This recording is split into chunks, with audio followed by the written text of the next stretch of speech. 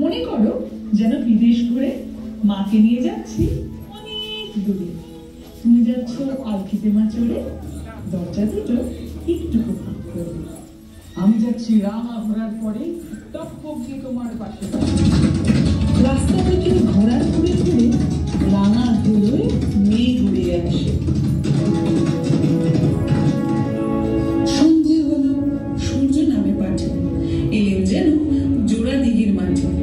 ধু ধু করে যেদিক পানে চায়, কোনোখানে জনমানব নাই। তুমি যেন আপন মনে তাই ভয় পেয়েছ, ভাবছো এলেন কোথাও। আমি বলছি ভয় পেও না মাগো, ওই দেখা যায় মরা নদীর সতা।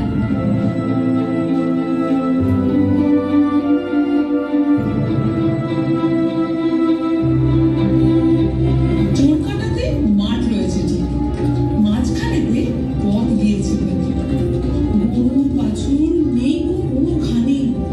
সন্ধে অব্দি গেছে গায়ের বাড়ি। আমরা কোথায় যাচ্ছি কে তা জানে, অন্ধকারে দেখা যায় না ভালো। তুমি যেন বললে আমায় ডেকে, দিঘির ধারে ওই যে কিসের আলো।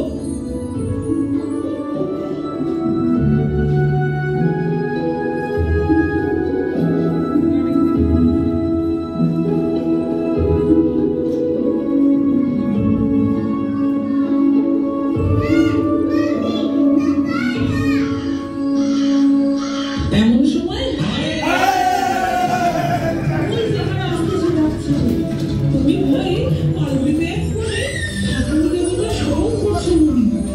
বেড়ানাগুলো পাশে কাঁটা বনে পালকি ছেড়ে হাঁটছে ধম।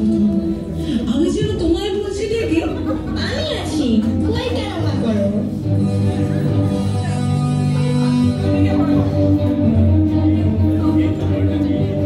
হাতে লাঠি, মাথায় ছাপড়া চুল, কানে কাঁথার মোজা, জামায় ধুলো।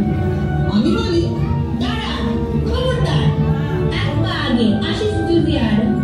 এই যে দেখ আমার তলোয়ার, টুকরো করে দেবো তোদের সেরে। শুনে তারা লম্ফ দিয়ে ওঠে।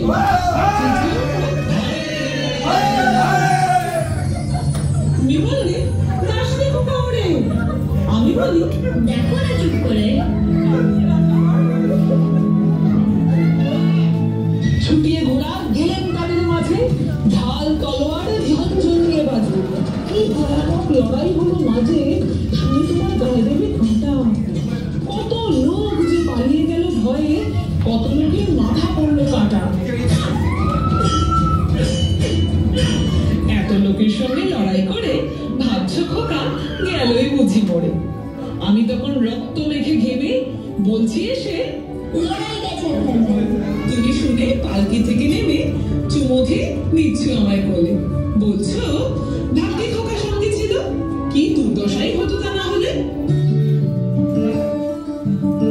রোজ কত কি ঘটে যাহা তাহা, এমন কেন সত্যি হয় না আরো।